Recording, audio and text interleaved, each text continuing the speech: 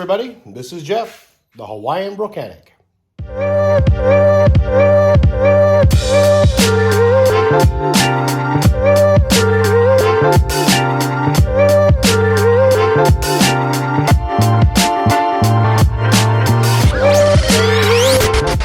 Welcome back to the channel. So today's project, I'm going to be changing the transmission fluid in my Chevy Silverado. Silverado has 107,000 miles on it, and it's past due on having the transmission fluid changed. And these are some of the things that you're going to need, which is pretty basic. Trans fluid, the right amount and the right type. For my Silverado, it asks for Dex 6. Transmission filter, whenever you change out fluids, if there is a filter, change it out. A long funnel, some nitro gloves, and various sockets and other tools to get the job done. Someone mentions transmission service, people have a tendency to freak out a little because you're thinking transmission, wow, that's a really big job, I should take it to the shop. But it's really not that hard to do. It's just like changing, your motor oil in your vehicle. The obstacles you might run in is where the location of the transmission pan is at. Now, in my Silverado, it's I have the white pipe, the exhaust pipe, actually running directly underneath it. So, I might have some trouble trying to wiggle out the transmission pan, and you'll see that as the project goes. But everything else is pretty straightforward. Well, you know how that goes, right? I always say that, but then there's always something.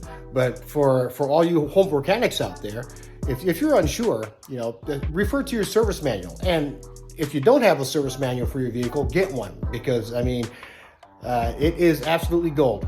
It has everything that you need to know what tools to use, what the torque specs are, and any other special processes that need to be done to complete your project. So let's go underneath the truck and take a look at the transmission pan. So this is what it looks like underneath here. Now, so after examining this, I have a aftermarket white pipe, and the stock pipe is actually flattened right here. It's actually sandwiched down like that so you can drop the pan. So for my truck, I'm probably going to have to remove the front drive shaft and probably disconnect this part of the white pipe to be able to tilt this forward and then kind of turn it this way to kind of drop the pan. Well, there's probably a few of you out there wondering, well, aren't you going to flush out the old transmission fluid? In the last cycle, my Silverado had the transmission flushed, and in this round here, I'm just going to change the filter and the fluid. Now, many of you are probably wondering, well, aren't you supposed to flush it every time you change the fluid and the filter? Well, it is suggested that you do, but there is an article out there that has a service bulletin through GM saying that flushes, can sometimes do more harm than good, and that the best way to do it is to just change out the transmission fluid. Go through the normal process, refer to your service manual and follow the instructions there. Now, does it mean that I'm not going to have the transmission flushed ever again? No, I'll probably do it, but at longer intervals rather than every change. I'll do it every other. So I'll have a link of that article in the comment section there for you guys to inspect. Now, there's probably going to be a few of you out there who are probably journeyman mechanics going like, this guy has no idea what he's talking about, and you're probably right. Because I am a brokanic. I am not ASC certified at all. I'm just an average guy, just like most of you watching this video right now that that want to take on these maintenance projects yourselves, just like me. But I don't believe everything I read on the internet, but I definitely do my research, and I'm sure that you guys do too. So with that said, let's start brokanicking.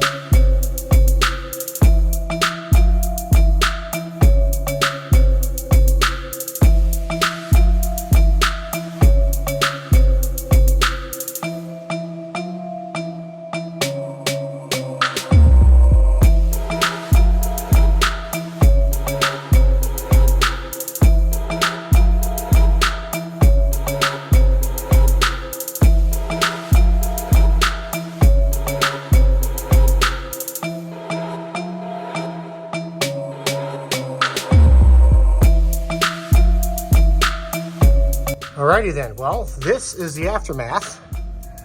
So I wasn't able to get the oil pan out just by sliding it out, loosening the bolts and sliding it out. What I had to do was loosen the clamps up here by the intermediate pipe, here by the Y pipe here, this clamp here, and also remove the driver's side kick bar and the front drive shaft. So I also had to loosen the bolts up here by the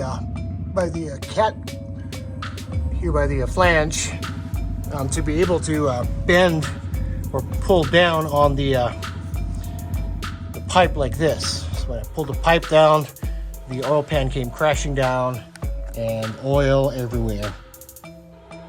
So usually it's not that difficult to take out the oil pan.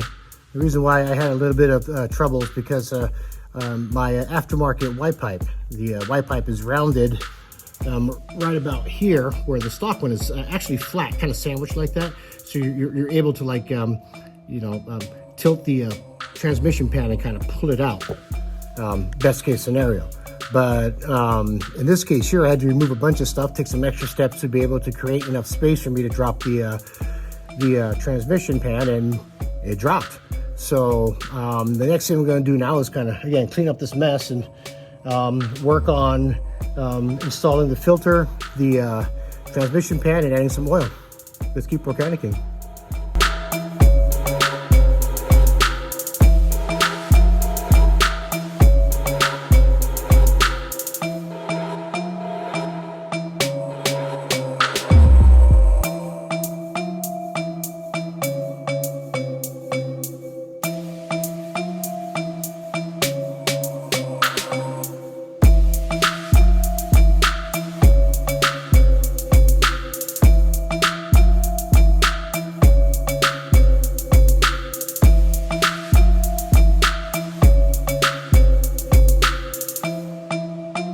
Okay, and this is the tool that I use. This is your Harbor Freight Special slide hammer.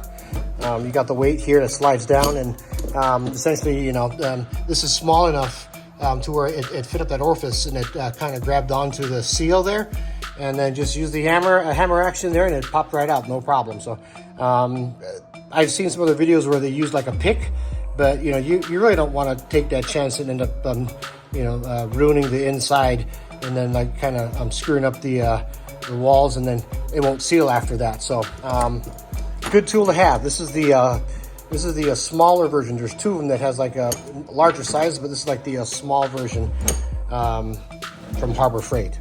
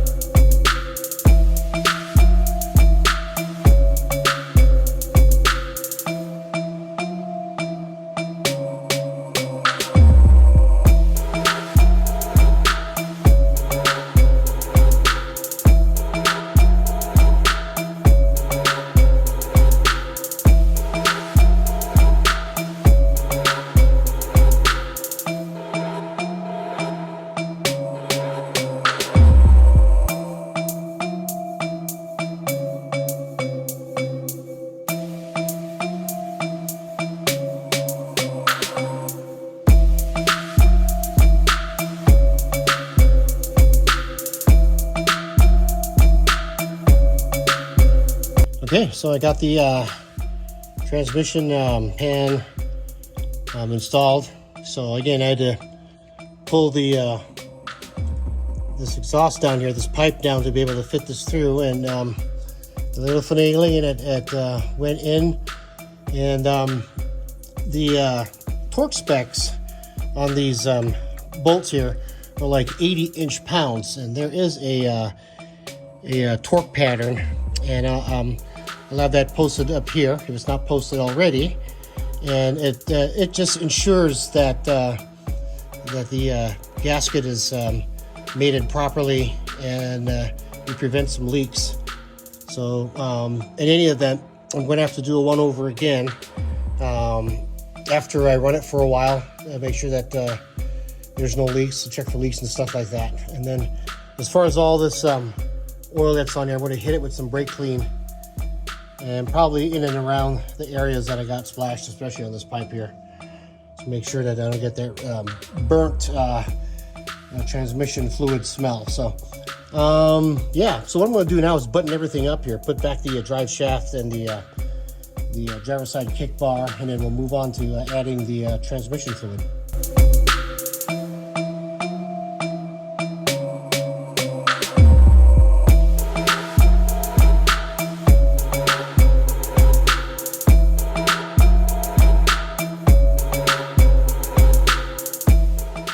Well, gang, this wraps up another project. If you guys like the content, please like and subscribe. And if you have any questions, please leave a comment in the comment section. So I'll have a description of the items that I used in this video, and also a link to that article that I mentioned earlier about engine flushes. Now, you can take that with a grain of salt. Some people swear by it. You need to do it every time. Some say every other, and some say not at all. So you know, it's up to you to do the legwork and find out for yourself. You know, get that information and make whatever decision that you feel is right for you and your vehicle.